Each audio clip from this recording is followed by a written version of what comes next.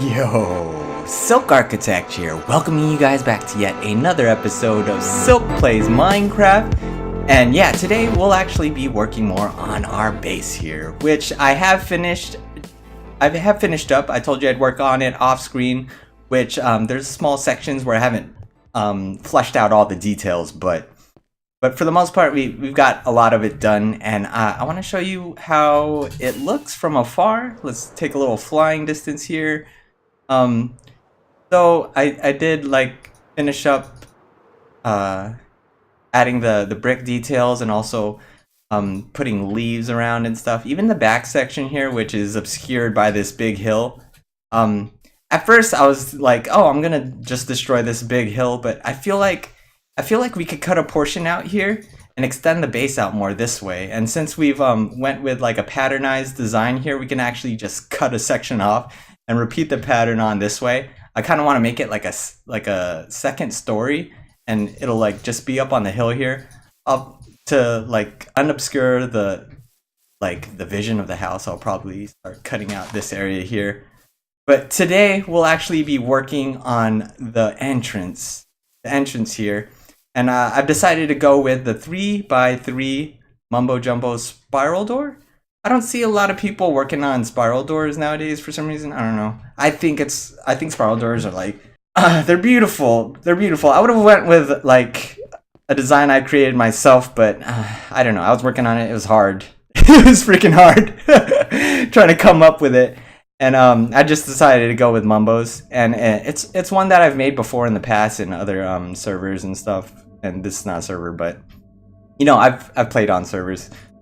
Anyways, so I've decided to go with that and place it right in there, just snug like a bug, right in this entrance area. And I've already cut out the area. This is like the area that it will sit in, but we'll actually need to take out some of this because when I'm working with redstone and stuff, I like a little bit more of the space there, you know. All right, so now we've dug out enough space to start on our project, and I also put down the dimensions of the space that we'll be working in for this spiral door. We'll go ahead and start the spiral door with actually the power, right? I mean, in the tutorial that he goes into, he starts it off in like this area here, and then just kind of works it off in like the easiest way to build it. But I kind of want to go a different route since, like, I mean, he's already covered that in his tutorial for it, and I'll probably put a link for that tutorial down below because I mean, he's the one that made it, and I want to like pay true tribute to that. So anyways, we'll go ahead and take our power here. This is going to be the starting point of where the power stems from, and it goes in the beginning. It stems in 2 directions, which actually it'll stem into 3 directions, but as for now we'll just be working on the double extension portion because it's I feel like it's the most complicated part. So I want to like square that off and make sure that it works correctly. So so it's going off in 2 directions right now, this way and that way. And to extend this one out, we're gonna go ahead and get the repeater and put it to 4 ticks, and another repeater to 2 ticks, and to connect the power between this, we'll just use a block, and then the power needs to be extended out by 1 block up to the right this way, and we'll use redstone to do it, and it'll power this block here. And another direction where it will be splitting off is the repeater that will be placed right here, and it'll be also placed on 4 ticks. And we'll need to put the 2 double pistons right here, which it'll extend up in the middle. That's where we want the double extension to take place. Need to make a few of these. Let's make. Well, I think we'll need a bunch. So let's go ahead and make 11 of these for now, and we might need to make more later. But that double extension will take place here, so we'll have it powered right there, and then that's where like the power for this goes. This isn't the double piston extension yet. We actually need to go ahead And for those of you that know more about redstone, at least more than I do, there's like this section here that I don't fully understand how it works. I mean, if somebody wants to like leave a description of how it works, but we're gonna hook up a hopper and connect it to the dropper.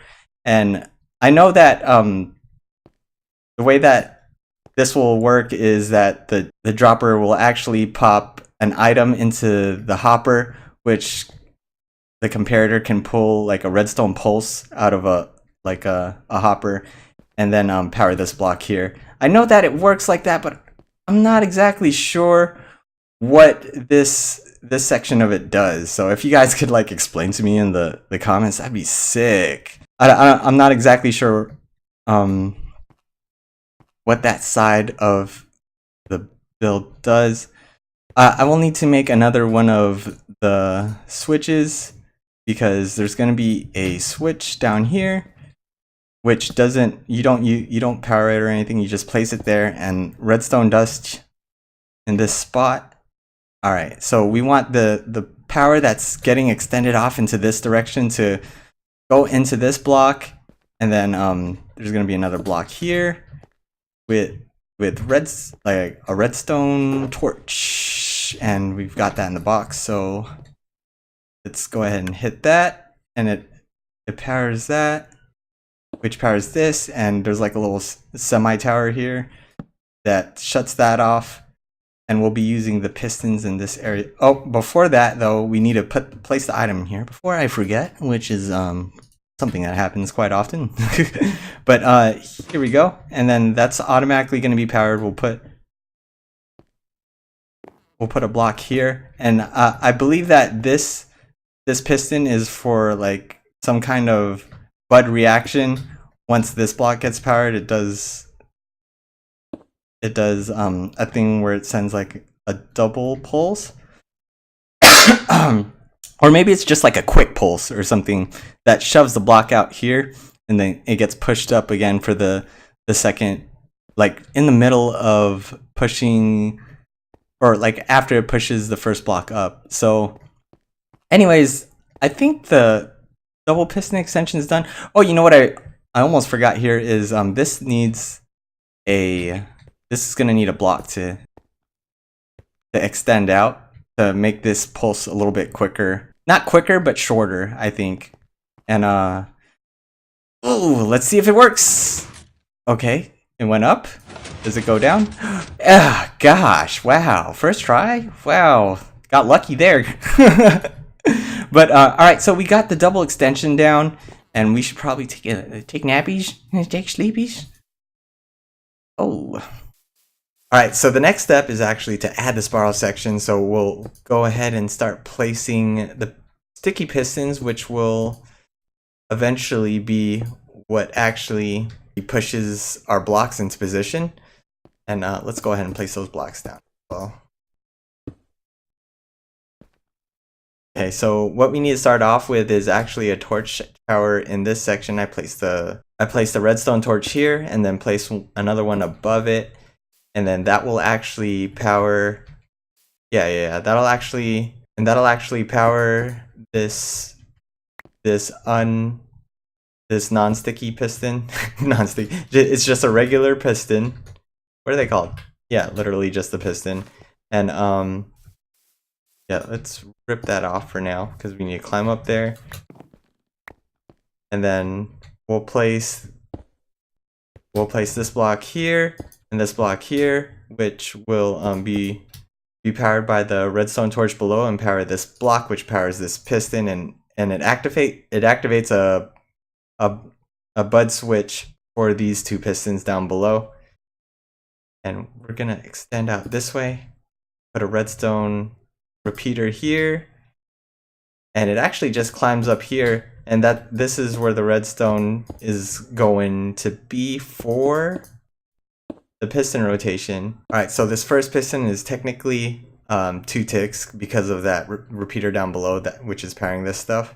And then this one will technically be 3 ticks, but it will be on this repeater, which is a 2-tick delay. And then another one, so just add another tick to that, and basically it's kind of just like each one is 1 tick slower.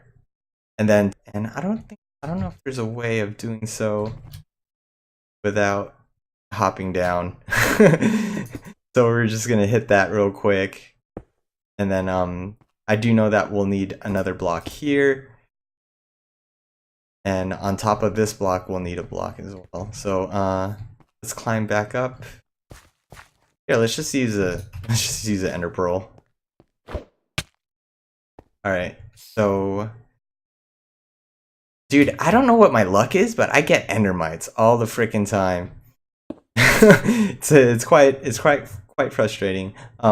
Anyways, this repeater powers this block over here, which will actually power the block which powers the redstone, and another bud powered piston here. And wow, this guy. I don't know why I try to credit everything. Anyways, this block's not needed. Move that. To power this last block, it's actually gonna be remember how earlier I said there was gonna be a third activation here? That's what that's for.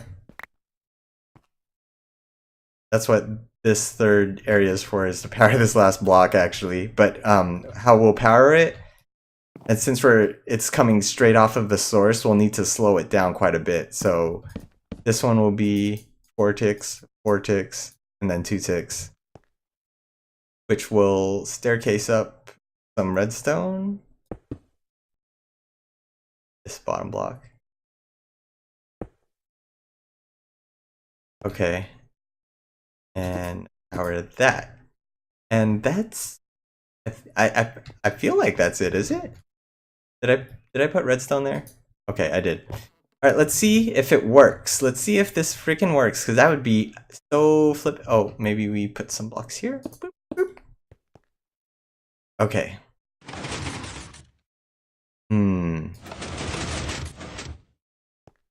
This last one didn't get powered. Okay, so I noticed what we actually did wrong here. So it was right the first time. We need this block to face down this way. But this piston actually needs to go on this side here. And this block still needs a redstone. Just place that redstone up.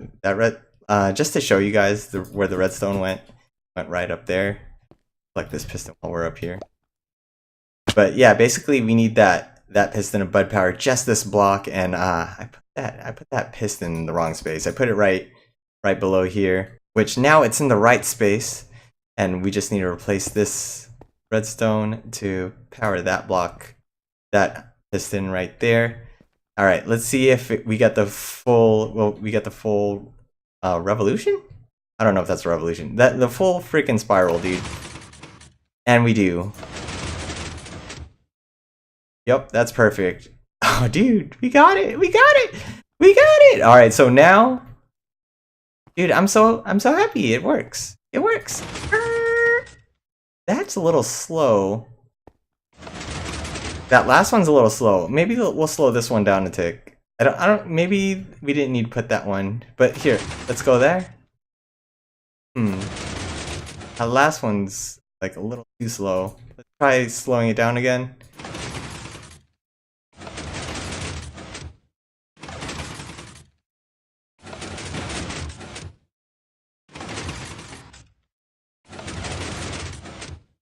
Alright, I think that's perfect. I think that's it. I just slowed that down a little tad bit just to get a better better spin on it.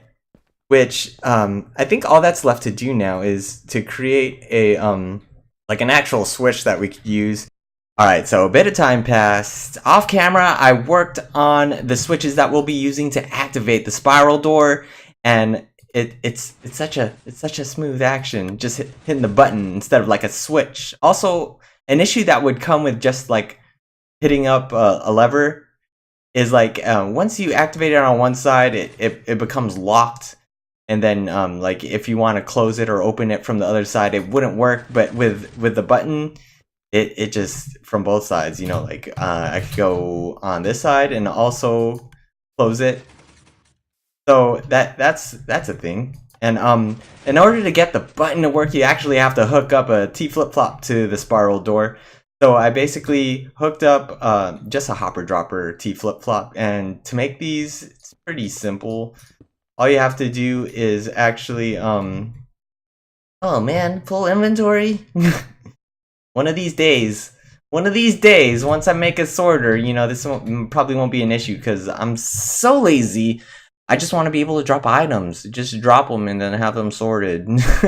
But that should be in a later episode. We could throw the hoe for now.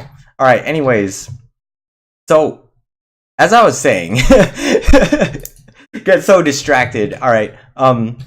You in order to make a hopper dropper T flip flop, you basically want to make like a circle, you know, like a circle, and basically. No, that shouldn't be facing up.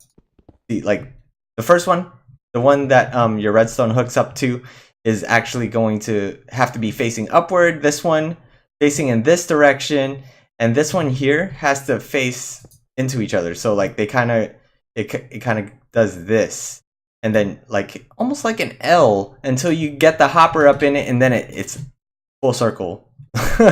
And yeah, and then you just place any old item in there, probably like whatever, and then that's basically that. Oh yeah, main component in it is the comparator, because the comparator is actually going to be the one that pulls the signal out of your dropper here.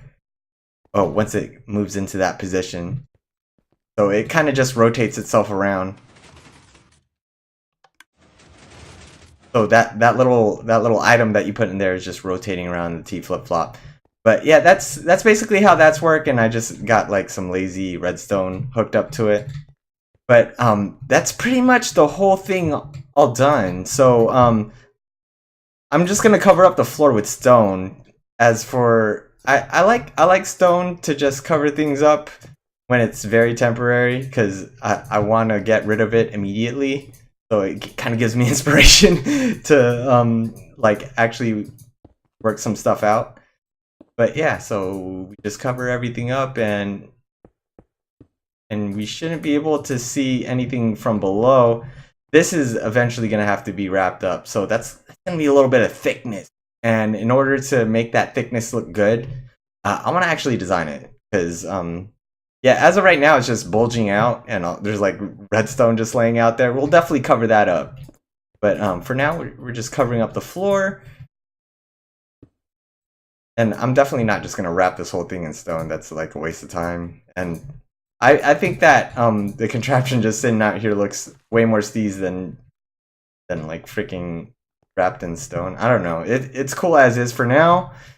But yeah, so like the only thing we need to work out is that door, and that's a little boring for me. You know, it's just a 3x3 andesite mess. So, one thing that I've always done with these doors is made all the blocks like the same, right, at the sides, because the motion of the pistons, like it's like a spiral. So if you like change the blocks, it kind of removes the magic of the spiral.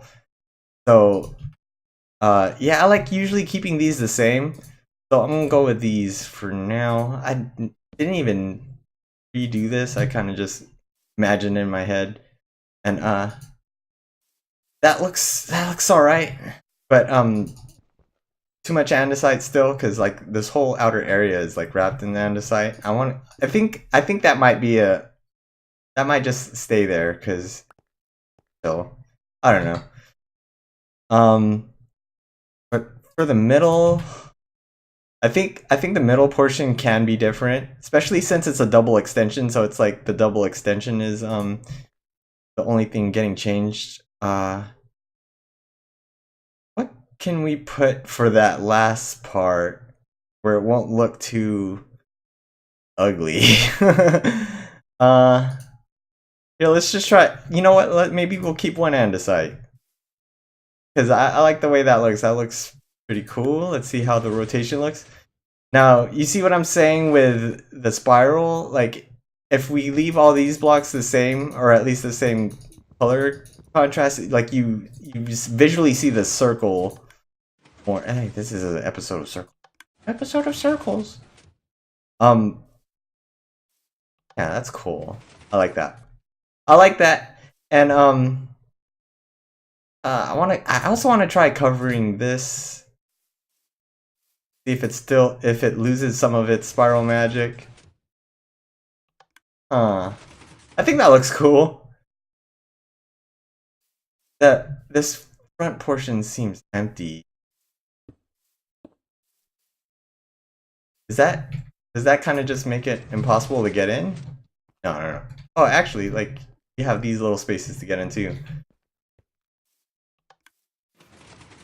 All right, that looks pretty sick. I like it. All right, I think that's it for this. And that's also it for the episode. So if you enjoyed this episode of Silk Plays Minecraft, make sure to hit that like button, subscribe if you haven't already, and guys, wholeheartedly, man, freaking heartedly, I freaking love you guys. And I'll see you guys on the next episode.